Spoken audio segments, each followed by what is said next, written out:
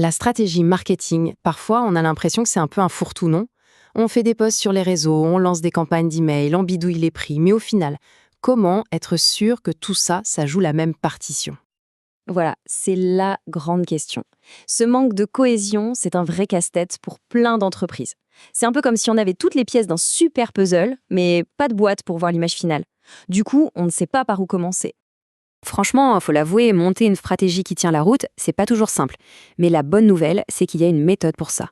Une sorte de recette, un cadre qui a fait ses preuves et qui permet de remettre de l'ordre dans tout ça. Et cette solution, la voilà, c'est le mix marketing. Le principe de base est hyper simple mais super puissant. Le mot-clé, c'est alignement. L'idée, ce n'est pas juste de faire plein d'actions marketing, mais de s'assurer que toutes ces actions tirent dans le même sens. Ok, alors concrètement, il a quoi dans ce fameux mix marketing? Eh bien, tout repose sur 4 grands piliers. Pensez-y comme les 4 pieds d'une table. Si un manque, tout est bancal. Ce sont les fondations d'une stratégie qui tient debout. Et ces 4 piliers, ce sont les célèbres 4 P. Produit, prix, place, qu'on appelle aussi distribution, et promotion. C'est vraiment la structure de base. Chaque P est un levier sur lequel on peut et on doit jouer. Juste une petite précision d'ailleurs. Pourquoi 4 P? Ça vient de l'anglais product, price, place, promotion. En français, on va souvent dire produit, prix, distribution et communication. Le place anglais, c'est notre distribution. C'est exactement la même chose, juste une petite nuance de traduction à commettre. Allez, on plonge dans le concret. On va commencer par les 2 premiers P, le produit et le prix.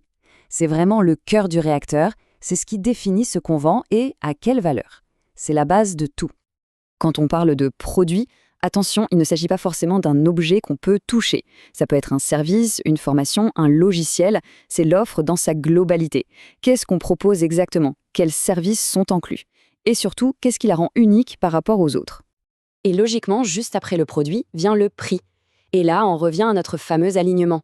Si on a une offre premium, super qualitative, le prix doit le refléter. Ce serait bizarre de vendre une Ferrari au prix d'une Twingo, non? Il faut que ce soit cohérent.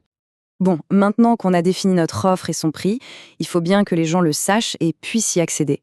C'est là qu'interviennent les 2 derniers P, la distribution et la promotion. C'est la partie visible de l'iceberg. Alors la promotion ou la communication, c'est tout ce qu'on fait pour faire parler de notre offre. Ça va des posts sur LinkedIn, aux campagnes d'email, en passant par les messages sur les réseaux sociaux. C'est vraiment comment on va aller chercher l'attention de nos clients potentiels. Mais attention, faire de la promotion juste pour faire du bruit, ça ne sert à rien. Le but, c'est d'attirer les gens dans un parcours, un tunnel de vente. Par exemple, toutes ces actions de com peuvent avoir un seul et même objectif, amener les gens à s'inscrire à un webinaire. Et ça nous amène tout droit au P de place ou distribution. C'est le comment. Comment les gens accèdent à l'offre. Pour reprendre notre exemple, si la promotion, c'est le post LinkedIn qui parle du webinaire, la distribution, c'est la page Eventbrite sur laquelle on clique pour s'inscrire. C'est le chemin concret pour accéder au produit. Ok, donc on a notre cadre classique. Le truc, c'est qu'aligner tout ça manuellement, ça demande du temps, de la réflexion, de l'expertise. Mais imaginez une seconde si on pouvait construire toute cette stratégie, pas en des jours ou des semaines, mais en quelques minutes. Cette phrase « GPT est un spécialiste de tout », elle résume bien la situation. Aujourd'hui, des outils comme celui-ci changent complètement la donne. Plus besoin d'être un expert en marketing depuis 20 ans, on peut demander à une IA, qui a absorbé une quantité phénoménale de connaissances, de nous générer une analyse de niveau expert. Et le chiffre qui fait un peu tourner la tête, c'est celui-ci. 2 minutes. C'est le temps que ça peut prendre pour avoir une analyse complète des 4 P, une stratégie de base mais cohérente. La vitesse est juste bluffante. D'ailleurs, regardons un exemple concret de ce que ça peut donner. Pour la partie prix, par exemple, l'IA peut sortir en quelques secondes une stratégie complète avec 3 offres, Basic, Pro, Premium. Chacune avec sa description, sa cible, ce n'est plus du brouillon, c'est une structure quasi prête à l'emploi. Bon, maintenant qu'on a vu toutes les pièces, assemblons le puzzle pour de bon. Voyons comment ces 4 P, une fois qu'ils sont bien alignés, créent un parcours client qui est fluide, logique et sans accroc. Imaginons le parcours. Étape 1, la promotion. La personne voit un post intéressant sur LinkedIn. Étape 2, la distribution. Elle clique sur le lien et atterrit sur une page Eventbrite pour s'inscrire à un webinaire. Étape 3, le produit.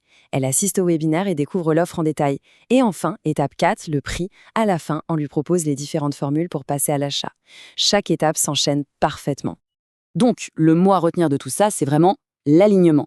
Quand les 4 P sont en harmonie, on ne fait plus juste des actions marketing dans le vide, on construit un véritable chemin pour le client. Un chemin clair, logique, qui l'amène naturellement vers l'achat. Et tout ça, ça nous amène à une question assez vertigineuse pour le futur. Si la construction d'une stratégie solide peut se faire en quelques minutes avec une IA, alors quel sera le nouvel avantage concurrentiel? Si tout le monde peut avoir une bonne stratégie, qu'est-ce qui fera vraiment la différence demain? C'est une question qui change pas mal les règles du jeu, n'est-ce pas?